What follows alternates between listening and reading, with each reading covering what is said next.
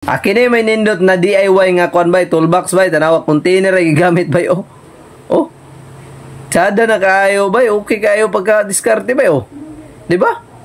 Okay kaayo oh. Toolbox. Pero container ra bay oh. Dugay pag maguba bay kay plastic oh. Ah, okay kayong lock bay oh. Okay kayo.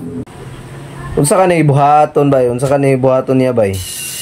Gikating niya ang kuan bay kining isa ni plato may tawag gani sa mga bay. Sprocket ba? Tanawa bay oh. Yang gikating. Unsa man ni? Unsa ka ni no? Yang gibuhat. Ay!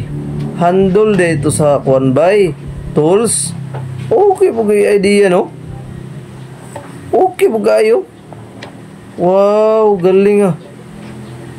Handle dito sa tools. At chup kayo nang gibuhat ni angkol nga bangko bay ba? Nindot kayo ni bay kay DIY bay o tanawa ninyo bay kahoy pero kinahanglan ka og mga gamit na ingunani bay. Nagi kay mga tools nga ni pang barina bay ba? Para nindot yung resulta bay tanawa ninyo bay o. Chupay kayo ni tanawon bay. Oh. Nyagana po tanawon yung pagtrabaho ba no?